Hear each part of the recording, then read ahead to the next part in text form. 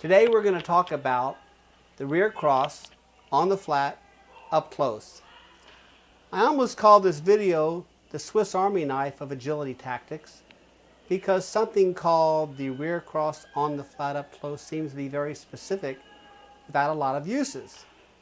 However, it's very versatile with lots of applications, and what I'm going to do today is first show you the mechanics of the move and then show you three very different applications using the very same movements. First, let's give credit where credit is due. I got the idea for this video and all these applications when I was taking an online course with Daisy Peel. It's called the Agility Challenge. And within that video course, she has some archives and a section on rear crosses. And if you really want to be exposed to lots of ideas about how to do rear crosses, this is a great resource. You know, I really hate going to class a lot of times because you maybe have 2 or 3 things you learn, and you're there for an hour, hour and a half, and you may be running for 3 or 4 minutes of that. And maybe what's being taught that day does not really apply to the way you're doing things. So I'd rather just be exposed to lots of ideas and incorporate the ones that work for me. And you're going to learn a lot more about rear crosses in that archive section from Daisy Peel than you will in a couple of years taking classes most anywhere else. Okay, so let's go to the mechanics of what the move are so you'll understand what we're talking about. To better understand what we're doing here, take a look at this chart. This is just to show you how we're going to demo it in a few minutes. There's a tunnel. The tunnel is just there to get the dog up to speed. Okay? Maybe 10 or 15 feet after the tunnel, to the side there's a jump. And what the maneuver is you can see where the handler is. The dog is going to pass the handler in front. The handler is going to go behind him and push him at a 90-degree angle over that jump. Okay, so here are the mechanics. The dog is coming to me from over here. I'm going to slightly turn my shoulders in that way, and I'm going to take my outside arm, that's the arm away from the dog, and put it across my body. And as the dog is coming to me, I'm going to shake it to make sure the dog sees my hand. And as the dog comes, I'm going to pull the dog across me, and as the dog passes me, I'm going to step in behind him and go like this. So my body motion and my arm are telling the dog to go that way. Now there are 3 things to note here.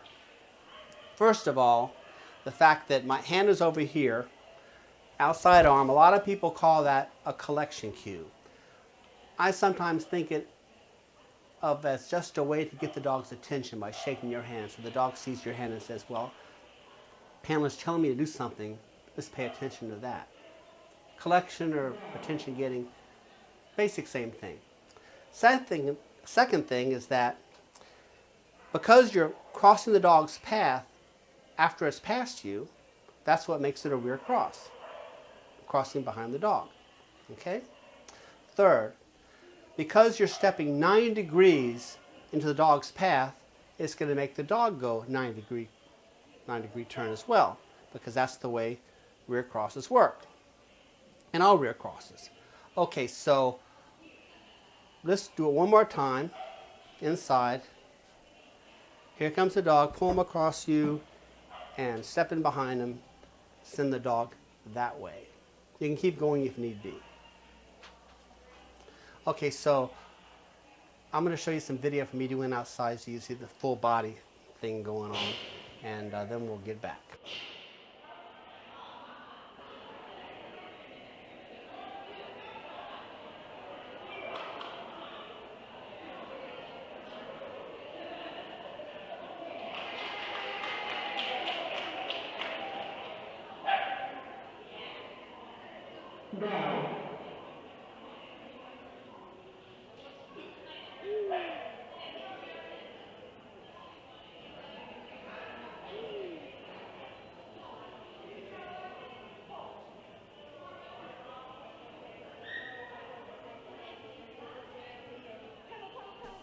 When I first learned about that tactic, I didn't think very much of it. I said, well, that's nice. Maybe I can use it someday.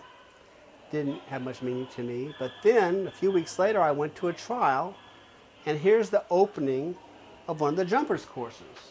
people who know me, this was in Karen Crow, early 2020, before the pandemic hit. One of our last trials before the pandemic hit.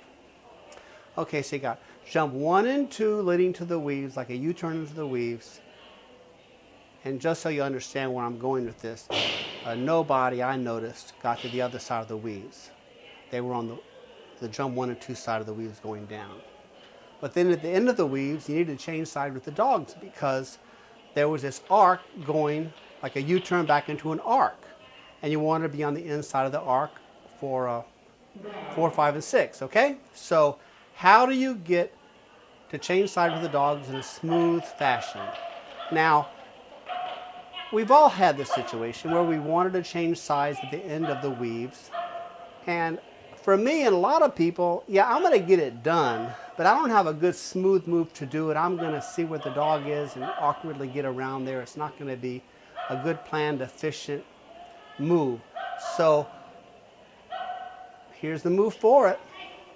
Into the weaves, pull your dog across you, you step in behind them. Beautiful, elegant, efficient way to change sides at the end of the weaves to go into an arc on the other side. So here's me doing it in the backyard.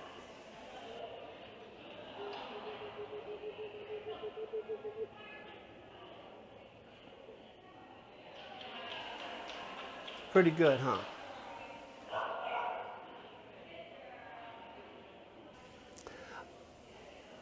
A second use of this maneuver would be between jumps 2 and 3 in a serpentine, like right here. Now, I'm talking about when you want for you physically to go between 2 and 3. So you want to be on that side of the dog after it's going past number 3, okay? So a lot of times people would kind of jump in front of their dogs and like get in between 2 and 3 and pull them around like this, like some kind of a front cross or something like that. And that works. I've done it. But there are problems with that because, for one thing, it's slower because they're getting in front of your dog, and you might even be affecting the way they take the jump because the dog is jumping into you and you're not that far away. So here's just another way to do it. Dog is coming over 1 and 2. You pull them across you and push them back into the jump over there. Rear cross on the flat up close. A beautiful way to negotiate the dog between 2 and 3 in a serpentine. And let's take a picture of it right now. Here's Poochie. Isn't that great? Definitely an elegant way to handle this situation. Now that brings me to a subject that I just want to mention. Do you really need to have your hand pull the dog or horse in front of you? And the answer is maybe, maybe not. I think it's a good idea because of the collection aspect of it, the focusing on your hand. But maybe for you, you don't need to do that, particularly like in that serpentine situation. The dog is coming in front of you and you're just doing a rear cross. That might work. I like to cue more. I always like to add cues when they're consistent. So I'd say the hand is a good idea, but really not always necessary. Depends on your situation.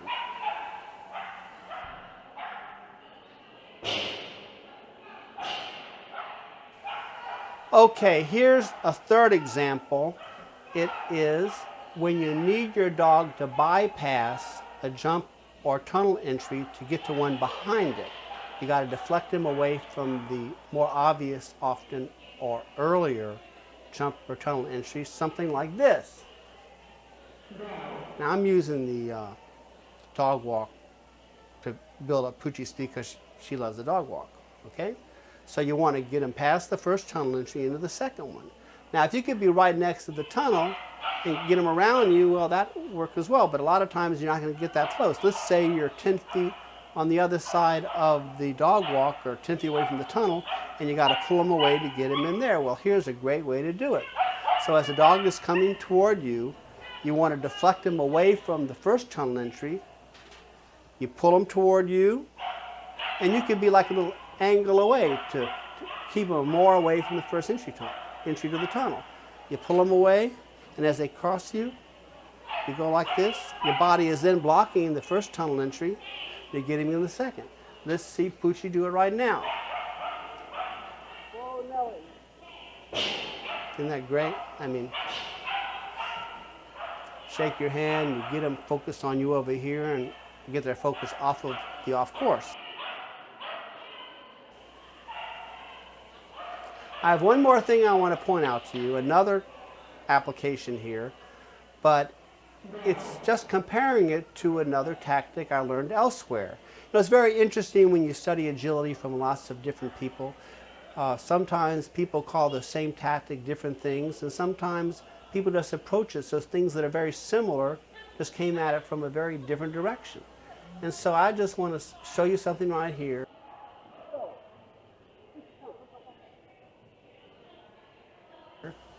I'm doing the same tactic to pull the dog around for a treadle.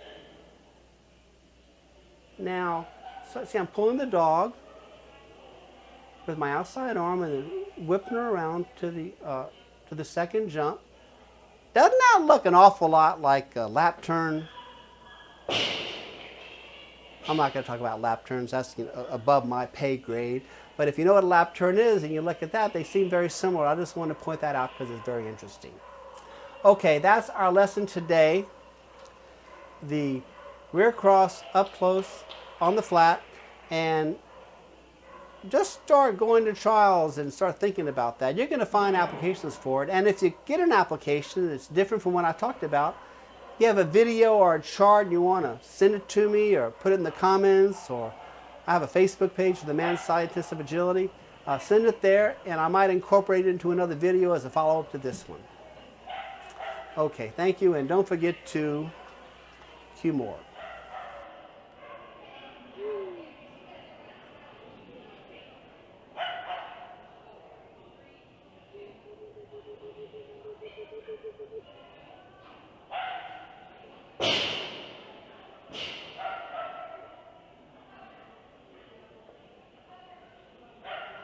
Whoa, Nelly.